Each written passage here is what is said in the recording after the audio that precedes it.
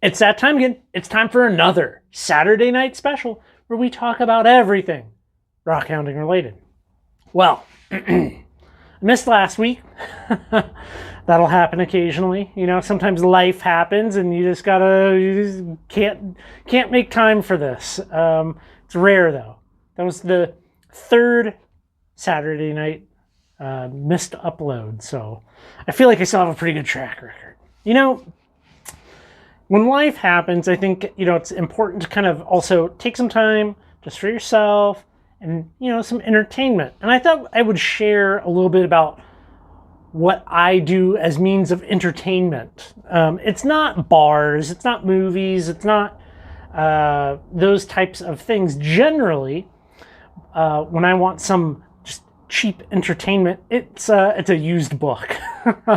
And I like to think that I am quite the deal hunter. You know, I certainly put in a lot of effort at the acquisition of interesting books, and for very, very, very cheap. I guess it helps to have like a short list going of interesting books and titles that you're looking for.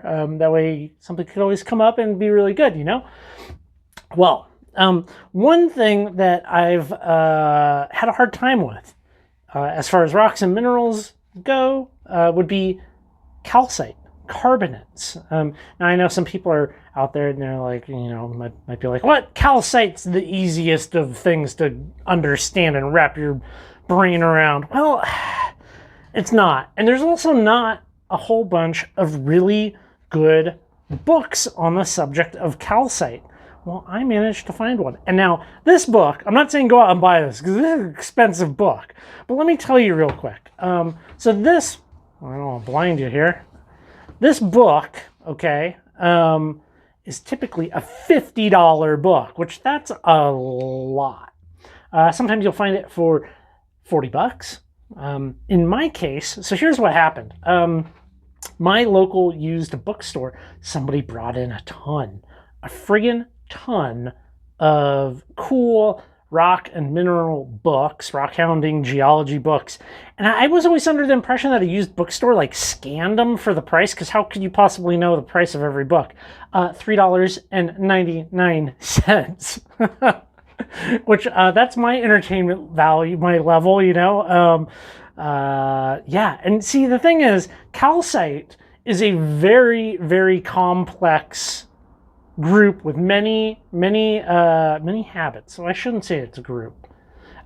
Calcite and other carbonates take many different habits. Now, we're going to look at some calcite here tonight, but I thought real quick I could show you the quality of this. This is like a super high quality book, lots of beautiful photos. This is the first thing I've ever had out of this like series or whatever.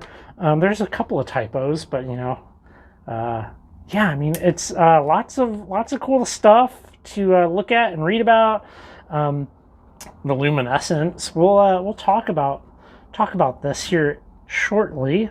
But yeah, it's such a well put together book. One of the things I wanted to show, because it's important, is just, you know, 8 different crystal forms are combined in this calcite habit. Like, so you can see all the different forms of crystal that make this up. So very cool to see these types of things put together. Let's look at some calcite though. The books are good, and you know, what can you even get as far as entertainment for $3.99? Like, it's hard to even go to like a bar and buy a beer for that, or a fancy coffee. A fancy coffee is about $4, right? Definitely not going to a movie, something like that, you know. I think a lot of people, when they think of calcite, they think of this, right? This kind of rhombohedral calcite, and it's very distinctive. You can see like the cleavage on that. Very typical, you know, very typical little piece of calcite. There's just some broken pieces of calcite in here. Okay. I think that's pretty typical. That's what most people think of. I don't think people think of calcite that looks like this. Yeah, that's not typically what comes to mind. So we can just see right here, calcite.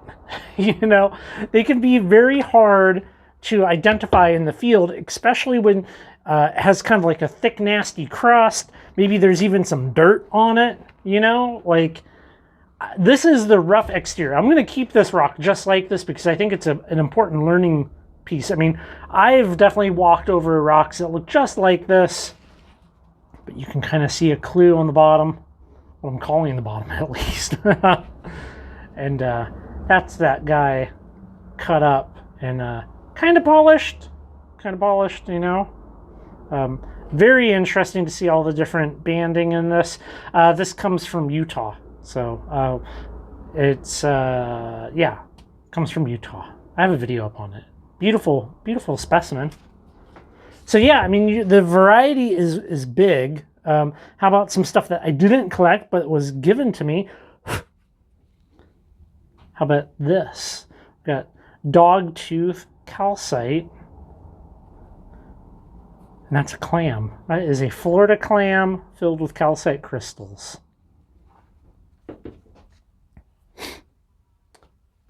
Here's another one. Now, a lot of these will have kind of a common name. You know, people often refer to these as like pineapples, pineapple calcite. Very, very cool. Stuff's very sharp, by the way. And since calcite's kind of like on the softer end, I have personally had some shards of calcite stuck in my fingers, and that's not fun. Here's another one. Yeah, this one's from Oregon. Beautiful little piece. See, some of these look the same, but when you start to look at them as a group, they really start to, I don't know, they start to look odd next to each other. You can start to see some of the diversity, right? How about this guy? Some Washington calcite. Another kind of this weird one. Kind of like a plate. We got that crystal growth up there. One last piece before we break out the UV light from the same location, right? We got almost like some dog tooth there, and you know, goes up. You can see it too. It's still pretty thick for how much light's going through it. This was cut and given to me by my buddy Curtis, so we'll be using this one as an example here. I think it's about time we turn off the lights. I don't have the best UV light in the world, so you know, but it is a filtered 365 nanometer UV light. I wish I had one of the mid-wave shortwaves, but man, the price on those things, that is a little too rich for this guy's blood. All right. So we have some lovely phosphorescence. That piece is pretty good. I like that one. A lot, I mean, almost, it's a guarantee, you know, as far as like a identifier. I like my gloves glowing pink there. Very cool to see. How about this guy back here? I got a little bit.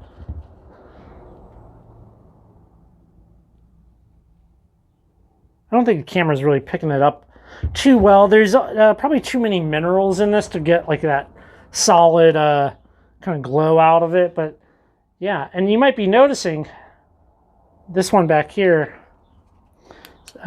is, well, it's different, isn't it?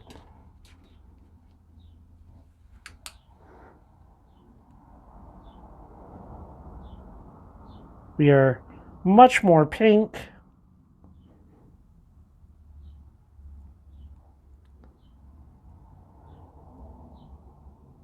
This one right here doesn't have much in the way of phosphorescence. Got some little bit. But yeah, it's a fun group. It's fun for me personally, to learn about. A lot of calcite doesn't have much in the way of lapidary use as much as it does like just straight up like specimens, right? It's something you get, you collect, you enjoy. And similarly to things like the Augite, which Coast Range, you know, put that video up a couple of weeks ago. Typically I try to you know, do a little bit of follow-up, but yeah, the Augite, you know, there's not, these are really just specimens meant to be looked at and enjoyed as they are, you know. I highly suggest going and looking at the photos that I took of these under the microscope. They're up on the website under the location listing.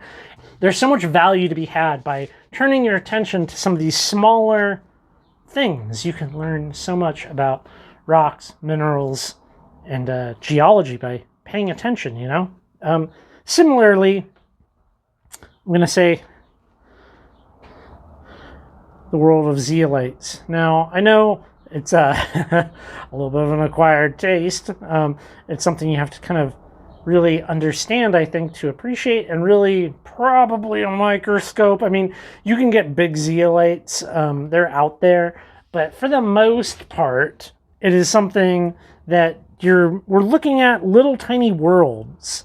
That's what this really is. Like, within that, doesn't look like much here, but I promise you, there's a little tiny microscopic crystal world, little universe in there. And to be able to explore those little tiny worlds it has a lot of value. A lot of value.